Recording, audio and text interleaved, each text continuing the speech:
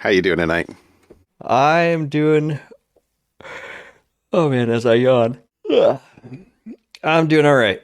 It was a long day. It's been a long few days. It's all good though. I It's all good concur. though. I concur. Ah, yes, yes, yes. So, did you have a good weekend? It was a lot more kind of just checking off boxes on the weekend, list around the house again. So my daughter and the boyfriend showed up Ah, on Monday. They've been here for a few days. It was her birthday. It's her spring break for college, and it was her birthday the other night. We went to Benihana. That's like her favorite oh yeah, birthday yeah, yeah. wish, Okay. and I've still it was never been fun. to Benihana. I feel like you mentioned that at some point in recent history, Yeah. and Well, yeah. so we're friends with one of the managers at Benihana. Her daughter and my daughter's were all in daughter were Ah, in theater together, and so that whole group. I see. And so when we go, we say You have a hello, personal connection.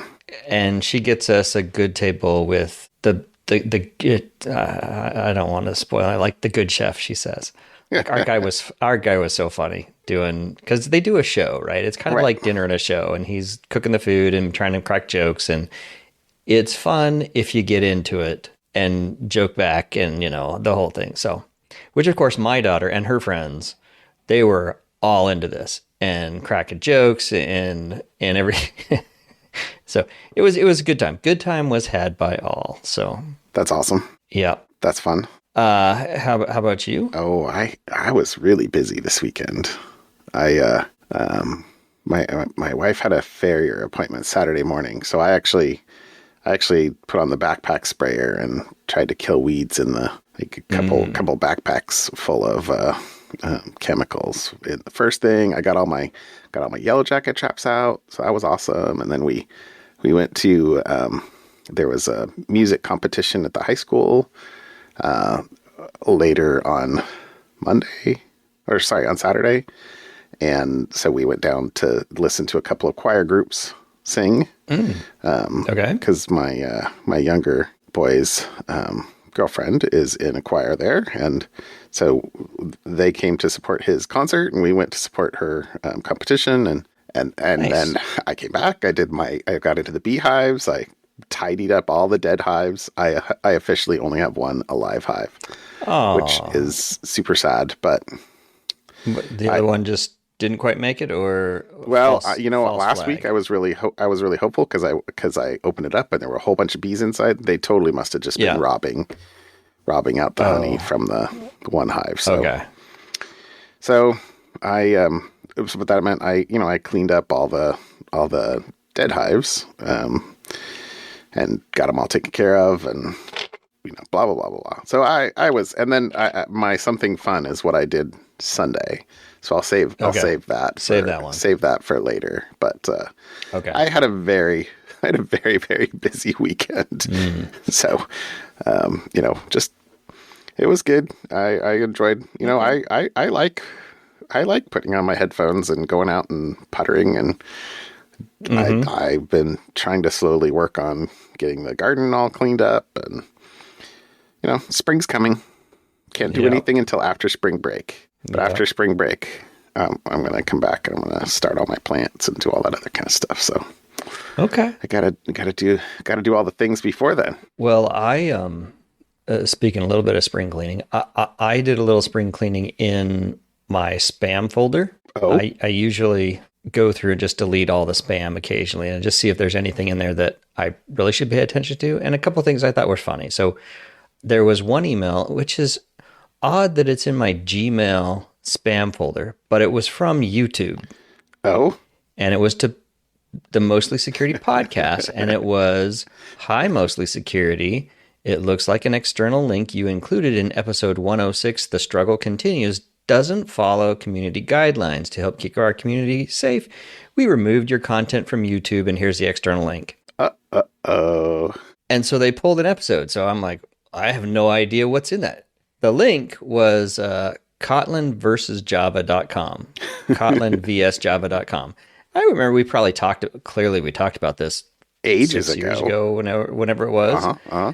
Apparently, whoever owned that domain and had a whole back and forth Let it let it expire. expire, and some malicious Mm-hmm. actor picked it up and turned it into something that it shouldn't be. So, Thank you, link rot. yeah. So there was there was a button that said form, click here if you think we have missed, whatever. And I said, hey, just FYI, that link was legit 6 years ago. I'm happy to remove it, but what do you want me to do? Because it's embedded in the podcast. Right. It's actually in the audio metadata. Yeah, in the metadata. And it said, we'll get back to you in 48 hours. 2 hours later, or an hour later, I think it was, we've restored your episode. Don't worry about it.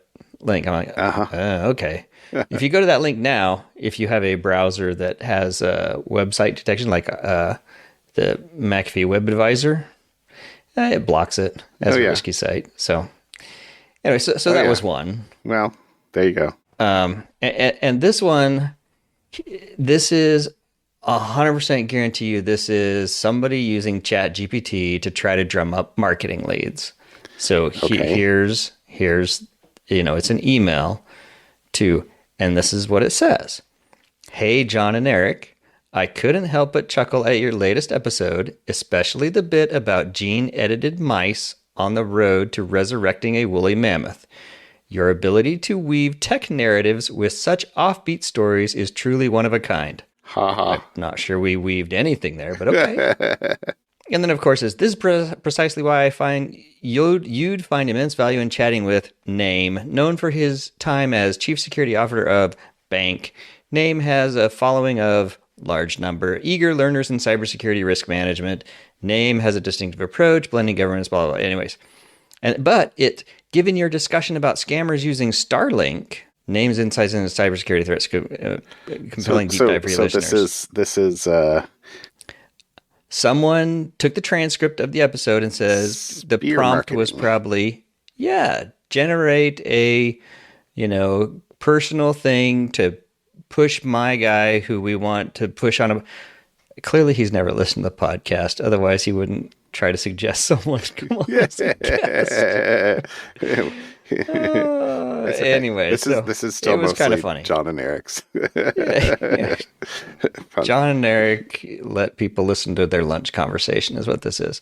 Yeah. And then, of course, there's other like automation that's running because every 3 days in my spam is another email from somebody pushing, hey, so here, these are just hilarious. Here's some of the titles are, is mostly security being ignored by YouTube? No shade, but why is Mostly Security's YouTube channel so quiet? YouTube's ignoring Mostly Security. Here's why.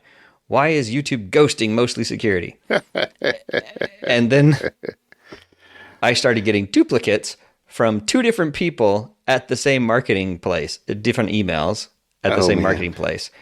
Identical content of title and everything. It's like, and then they stopped. So I'm like, I could never be a marketer. But anyways, I just thought it was funny as I was just kind of going through my spam folder. That's pretty funny. And found, I think the last time I went through my spam folder, I was actually trying to look for specific instances of spam or scams. So I don't remember the last time I looked through my spam folder to see if stuff was actually getting in there or deleting it all. Sorry. I am a overachiever sometimes when it comes to cleanliness. Tidyification. I do. I think I used that as the title last week. Tidyification, something like that. Anyway. No, it's a good thing. You do you. I do me, and I will. It's all good. All right. Well, I actually, this might be a mostly follow-up show because I threw 2 things in follow-up. Okay. The first was we talked about Apple a couple weeks ago. Then removing the advanced data protection in the UK. Yeah. Because reasons. Yeah, because reasons. So evidently, it says the BBC understands that Apple has appealed to the Investigatory Powers Tribunal an independent court with the power to investigate claims against the security service.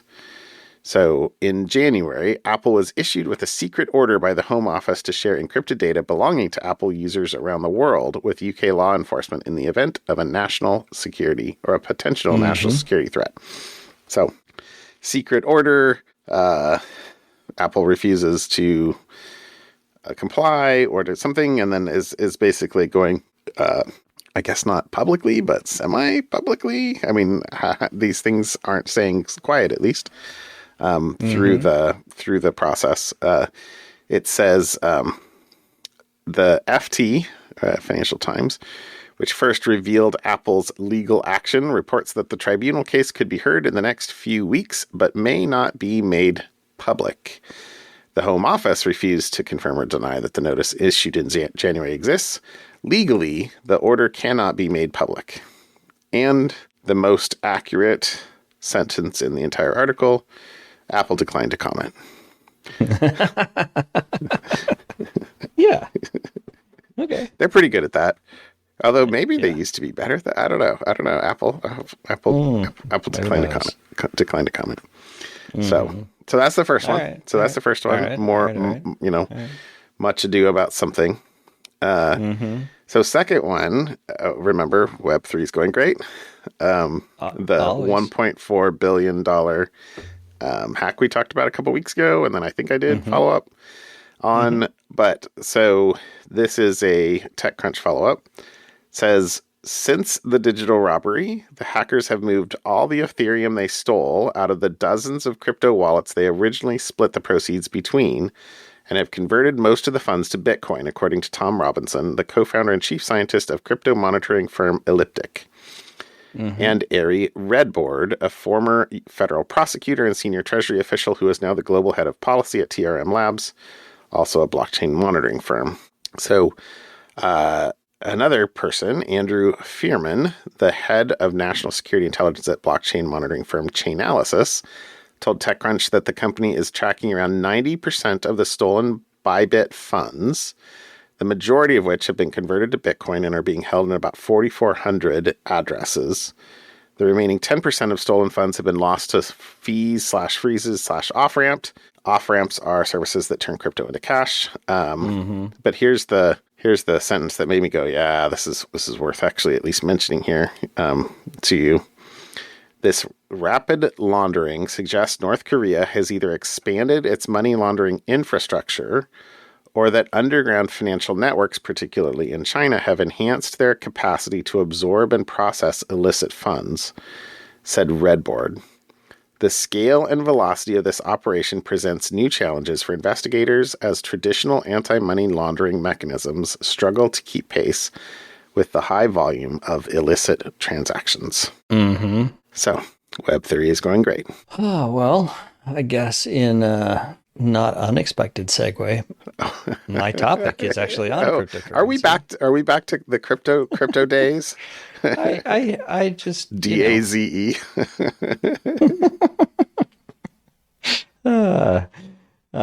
So my topic is on a phishing scam, an email scam that happens to involve cryptocurrency. So there is an email scam going around impersonating the cryptocurrency exchange Binance. Yeah. Binance. It tricks the users into downloading malware disguised as a desktop app, promising access to a Trump coin. Okay. So there's definitely a target audience for this. But it installs basically a rat and gives attackers full control of the computers within minutes. Rat so the emails, is reverse remote access Trojan. Yes, remote access tool. Yeah. The emails are sent under the name Binance with an urging the recipients to claim newly launched Trump-themed cryptocurrencies, direct links to a counterfeit site that mimics all the official branding, complete with security warnings about, that appear to be authentic. So instead of delivering the digital coins, it asks visitors to download an app and then it installs it. And it's just one of those things where topical events serve as a fertile ground for social engineering. Social engineering is still the easiest way to get what you want if you're the bad guy. Yep. So there you go. If you get an email and you are someone who is inclined to acquire Trump coins, maybe skip this round. Do not download a desktop app. No. All right, there you go. Really short and sweet. Okay. Well, okay. Just don't. The bad thing is, Binance is at least well known, but okay. So mine is not cryptocurrency related, but it's a Wired article on, I guess, a campaign, Badbox 2.0. So Nice. this is it says, so in 2023, there was a bunch of exposure of backdoors being deployed on Android TV boxes. And it's back. So that's the 2.0. So it says now the same researchers have found that the China-based ecosystem behind the compromised devices and illicit activities they're used for, collectively dubbed Badbox 2.0, is fueling a next-generation campaign that's broader in scope and even more sneaky. At least 1 million Android-based TV streaming boxes, tablets, projectors, and after-sale car infotainment systems are infected with malware that conscripts them into a scammer-controlled botnet, according to new research shared exclusively with Wired by the cybersecurity firm Human Security.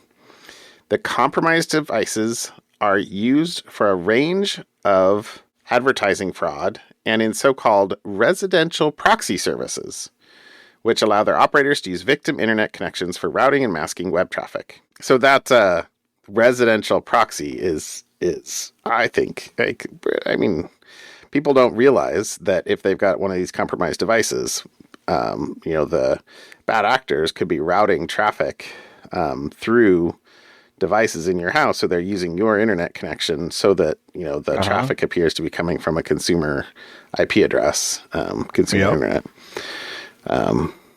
Which is not awesome. So, and all of this activity, back to the quoting, all of this activity happens behind the scenes without the owners of compromised devices having any idea how their streaming boxes are being used. So this campaign is primarily in South America. Says the majority of infected devices are in South America, particularly Brazil. They are... The impacted devices use generic names, aren't produced by known brands. So, maybe buy a name brand. For example, there are dozens of impacted streaming boxes, but the majority of Badbox 2.0 targets are in the TV98 and X96 device families. Virtually all of the targeted devices are designed using Android's open source operating system code. So they run Android, but they are not part of Google's protected ecosystem. And the primary way it says that these devices get infected, because it does seem like they're not coming infected from the supply chain. They're coming, they're getting, they have compromised or compromisable app ecosystems. But it says the primary way that scammers get control of the device is by an evil twin app. So having a similarly named app to something that's in the Google Play Store, or have, there's something that's in the Google Play Store to show that it's been vetted, and then get the nearly identical one on the, the other app stores. And that it says... such evil twin apps showed up at least 24 times, allowing attackers to run ad fraud in the Google Play version of their apps and distribute malware in their imposter apps.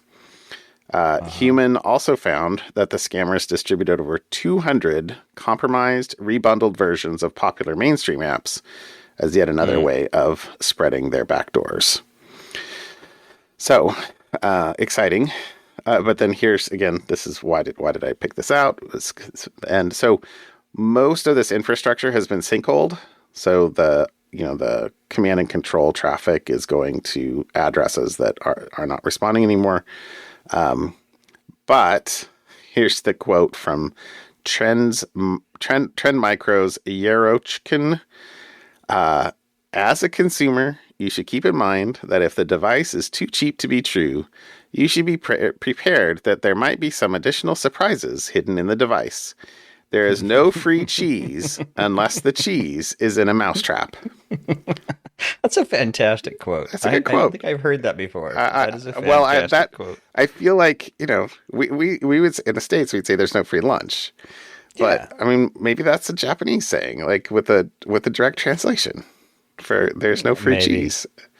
I don't know. I like it though. The cheese is in a mousetrap. I may have to use that one. I like that one. Yeah.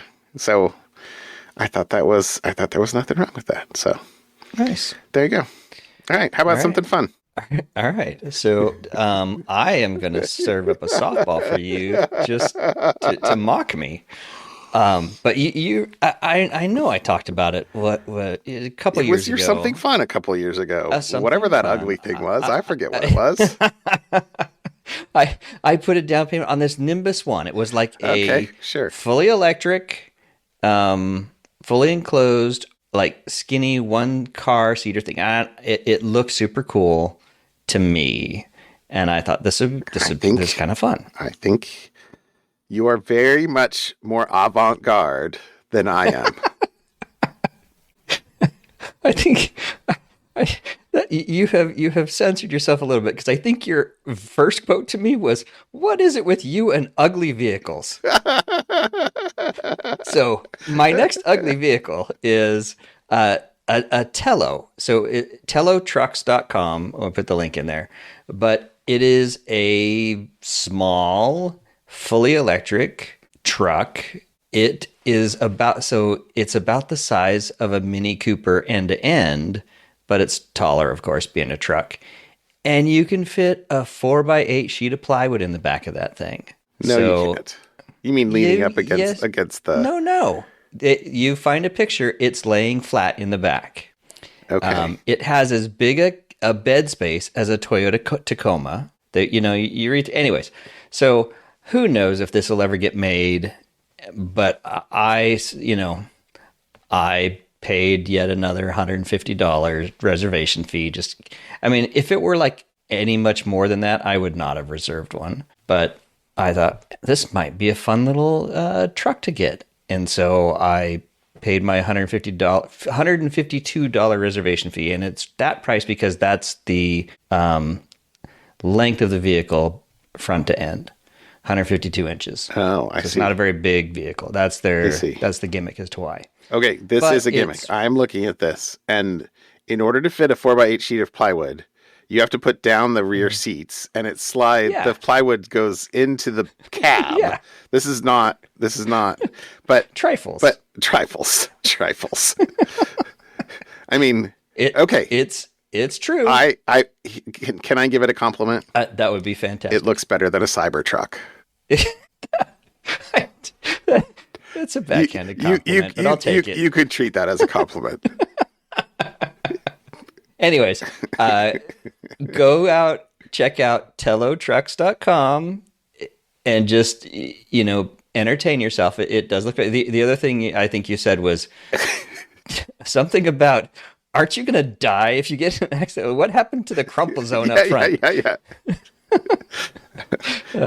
Yeah. But anyways, it is kind of doofy looking, but I think it is fun. I think it's fun. I like it. 350-mile range. That's pretty good.